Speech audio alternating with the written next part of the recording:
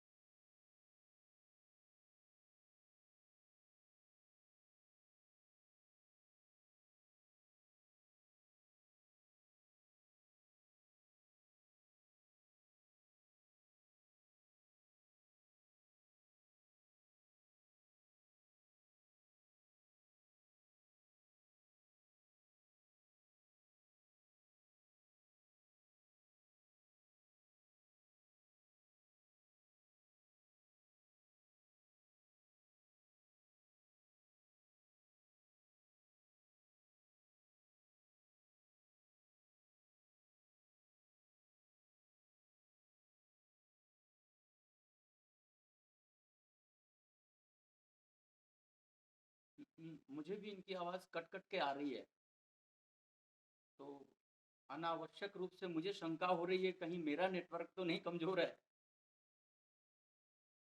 अच्छा, हाँ, तो सकलानी साहब की नहीं आ रही आवाज़। कोई बात नहीं, ठीक है, बस नाम मेरा सुन लिया बंधुओं ने, और अब मैं अपनी बात करूँ क्या?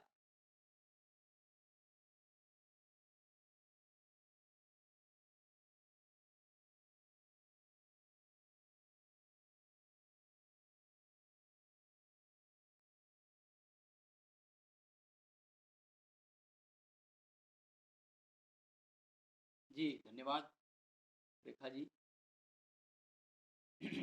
ॐ शन्नो मित्रः शं वरुणः शन्नो भवत्वर्यमा शन्न इन्द्रो बृहस्पतिः शन्नो विष्णुरुक्रमः नमो ब्रह्मणे नमस्ते वायु त्वमेव प्रत्यक्षं ब्रह्मासि त्वामेव प्रत्यक्षं ब्रह्म वदिष्यामि ऋतं वदिष्यामि सत्यं वदिष्यामि तन्मामवतु तद्वक्तारमवतु अवतु माम् अवतु वक्तारम्। ओम शांति शांति शांति।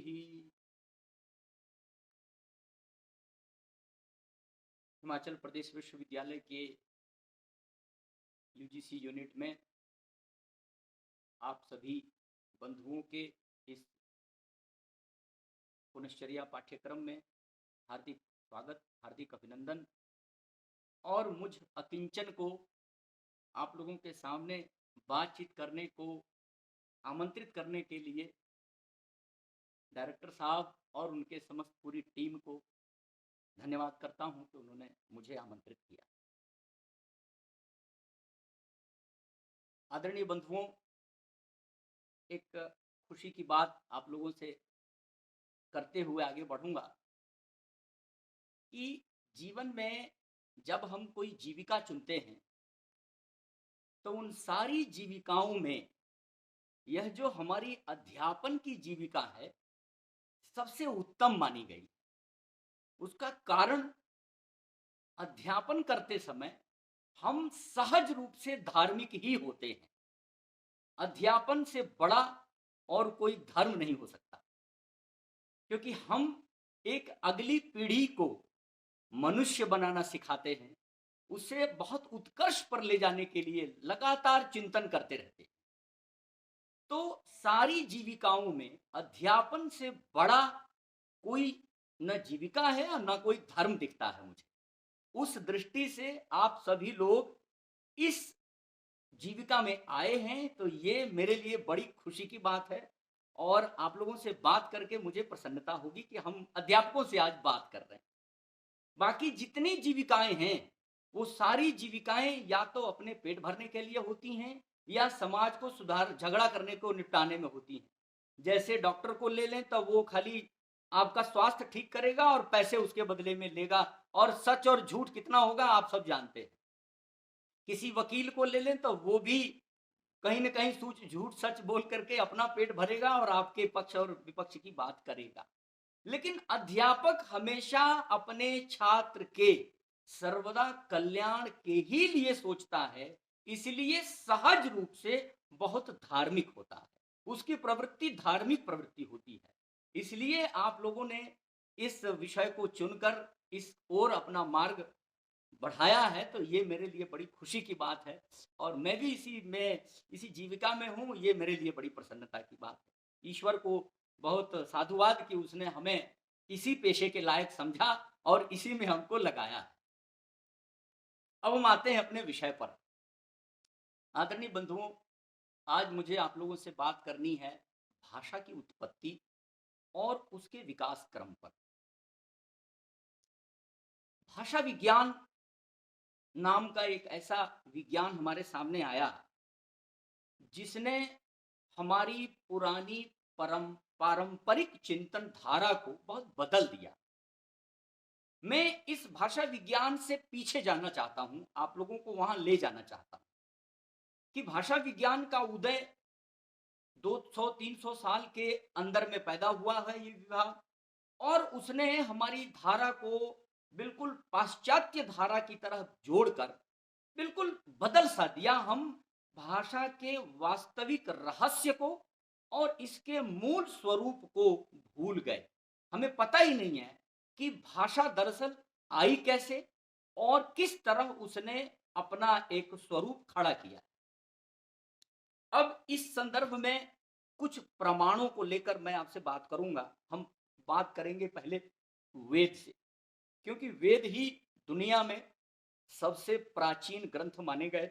ऋग्वेद को ओल्डेस्ट बुक कहा जाता है, इसमें तो किसी को कोई संदेह कभी होता नहीं है। ऋग्वेद इस भाषा के संदर्भ में क्या कहता है?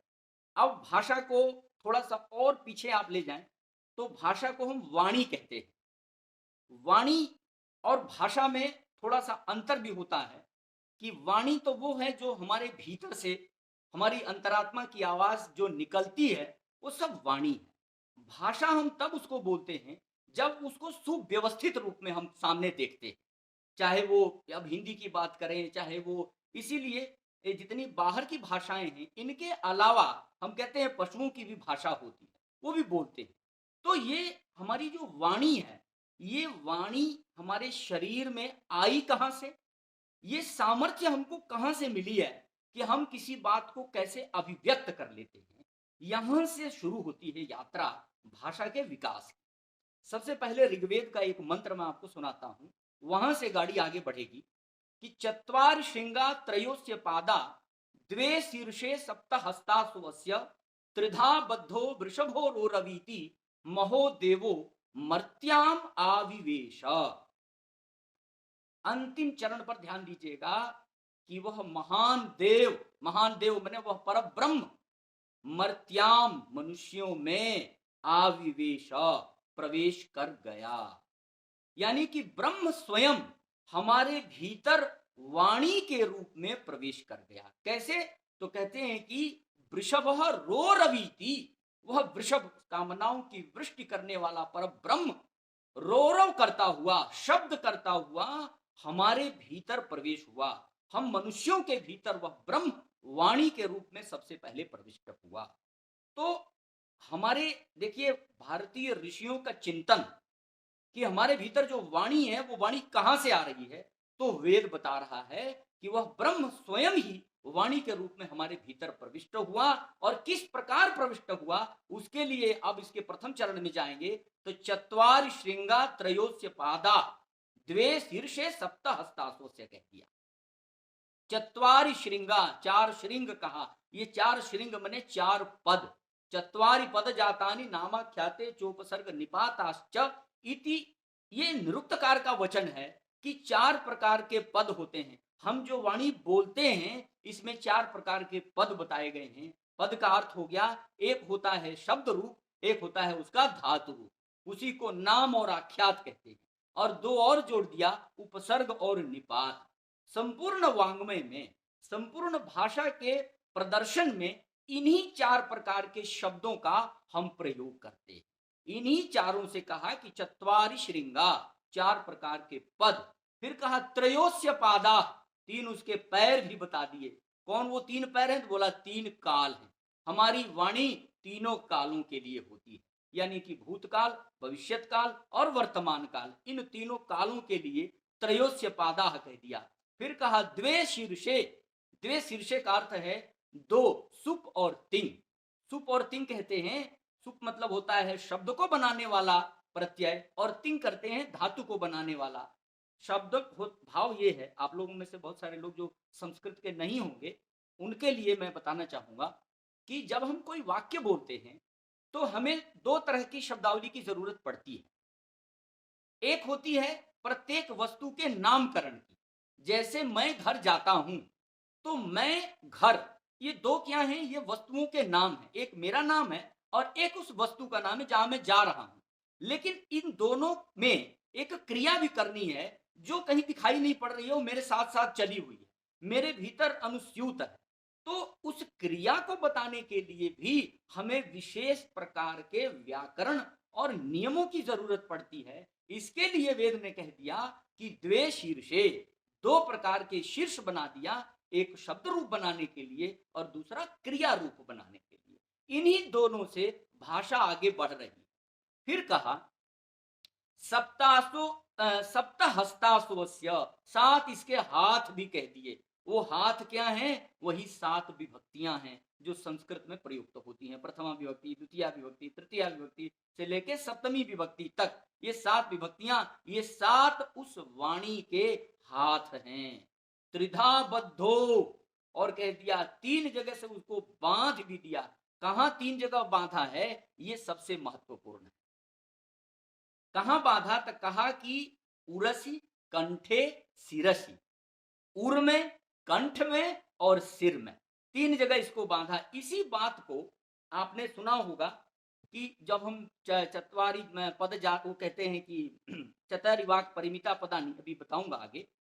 4 प्रकार की जो वाणी है वो हमारे शरीर के भीतर रहती है। पहली होती है, उसका नाम है परा। परा वाणी जो होती है वो हमारे नाभि में होती है, जो ऊर्जा का प्रथम स्रोत है। इसीलिए हम भोजन करते हैं तो हमारे नाभि के पास जो हमारा एब्डोमेन है, वहां जाकर भोजन संचित होता है और वहीं से वह विचार पैदा करता है। इसीलिए कहते हैं कि भूखा हुआ आदमी विचार नहीं कर पाता, जब तक वो खाएगा नहीं विचार आगे बढ़ेंगे ही नहीं। तो विचार जहां संचित होते हैं वो उसी नाभि से शुरू होते हैं, वहां से परा यात्रा शुरू होती है। शब्द जो हम बोलने वाले हैं वो पहले हमारी नाभि में पैदा होते हैं, इसीलिए उसको परा कहते हैं। अब वहां से वो निकलता है, निकलने के बाद वो हमारे हृदय में आता है, और हृदय में आने के बाद परा पश्यंती, हृदय से हम उसको विचार करते हैं। उसके बाद आता है मध्यमा, वो हमारे मस्तिष्क को जाता है। जब मस्तिष्क में पहुंचता है तब हम निर्णय करते हैं कि मुझे ये बात बोलनी चाहिए कि नहीं बोलनी चाहिए। तो ये शुरू के जो 3 हैं, परा, पश्यंती और मध्यमा, ये तीनों अंदर रहते हैं, बाहर नहीं आते। उसको हर आदमी नहीं जान पाता है। चौथी जो होती है वैखरी, जिसको हम बोलते हैं, जिसको हम वाणी कहते हैं, जिसको हम भाषा कहते हैं, वो चौथे स्टेज में होती है, जो बाहर निकलती है हमारे शरीर से। तो इस वाणी की, इस भाषा की जो अंतर यात्रा है वो बहुत महत्वपूर्ण है। यानी कि हम भीतर पहले हर शब्द को बोलने से पहले विचार करते हैं। आपने देखा होगा लोक में हम कहते हैं, बहुत सारे लोगों को डांटते टोकते हैं, अरे भाई बोलने से पहले सोच लिया करो क्या बोल रहे हो, इसका अर्थ क्या निकलेगा। तो ये जो अंतर यात्रा है शब्द की, वाणी की, ये सारे विषय वैदिक साहित्य में कितना चिंतन है ऋषियों का कि हम वाणी को बोलने से पहले कितना कुछ चिंतन करते हैं। तो ये सारा चिंतन करके उस परब्रह्म ने वाणी के रूप में हमारे शरीर से त्रिधा बद्धो, उर, कंठ और सिर में, तीनों जगह स्थापित करके इस वाणी को रो रवीति, शब्द करता हुआ, बोलता हुआ वैखरी के रूप में हमारे बाहर आता है, हमारे शरीर से बाहर निकालता है। वाणी की उत्पत्ति का ये सिद्धांत हमारा वैदिक सिद्धांत है। मुझे आश्चर्य होता है कि जो भाषा विज्ञान के विद्वान लोग हैं, उन लोगों ने इस वैदिक सिद्धांत को स्वीकार ही नहीं किया। उनको पता ही नहीं लगता है कि किस तरह वाणी हमारे भीतर जन्म लेती है और हमारे, जबकि यह जो वैदिक विचार है यह हमारे व्यवहार में, हम खूब लोग में कहते हैं कि नहीं भाई, आपने बोलने से पहले थोड़ा सा विचार कर लेना चाहिए, सोच के बोलना चाहिए, कहीं उस वाणी का अनर्थ ना हो जाए। ये क्या मतलब है? यानी कि वाणी बोलने से पहले हमारे भीतर उसका चिंतन मंथन चलता रहता है। हमारा ऋषि उस चिंतन और मंथन से वाणी की उत्पत्ति का स्वरूप प्रस्तुत करता है। अब दूसरा मंत्र आता हूं। एक मंत्र और ऋग्वेद का है कि चत्वारि वाक परिमिता पदानी तानि विदुर ब्रह्मणा ये मनीषिणा। बहुत अद्भुत मंत्र है कि चार ही वाणी के ये सोपान बताइए।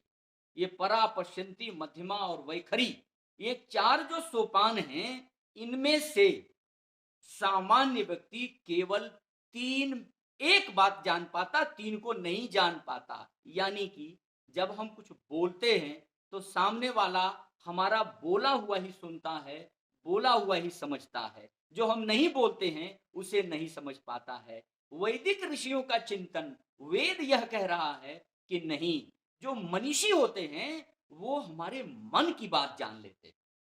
और ऐसा लोक में होता है। लोग कहते हैं कि आपने मेरे मन की बात कैसे जान ली? ये तपस्वियों का काम होता था। तपस्वी मन की बात भी जान लेते थे। यानी कि जो परा, पश्यंती, मध्यमा, जो वाणी के तीन पहले स्वरूप हैं, जो हमारी अंतरात्मा में बैठे हैं, उस बात को भी ऋषि और मनीषी जान लेते थे। यानी कि जो वाणी हमने नहीं बोली उसको भी वो जान लेते थे। यह उन ऋषियों की सामर्थ्य थी। देखें वैदिक चिंतन कितनी ऊपर लेवल तक चल रहा है, और ये बिल्कुल प्रैक्टिकल है। लोक में भी ऐसा होता है। बहुत बार हमने यह प्रयोग देखा है लोगों के बीच में। अब इन चारों में से मंत्र कहता है कि गुहा त्रीणि निहिता नेंगयंती। इनमें से जो तीन हैं ये तो गुहा में छुपे होते हैं, ये आपके मन के भीतर दबे होते हैं। इसको हर आदमी जान नहीं सकता है। केवल तुरीयम वाचा मनुष्या बदंती, उस वाणी का जो चौथा स्वरूप है, जिसको हम वैखरी कह रहे हैं, वही प्रकट रूप में सामने आती है और हम लोग उसी को बोलते हैं, उसी को दूसरों को सुनाते हैं। यहां से अब देखें वाणी अवतरित हो रही है। जब वो बाहर निकलती है, यानी कि ब्रह्म ने पहली बार हमारे मनुष्यों के भीतर प्रवेश करके वाणी के रूप में दिया।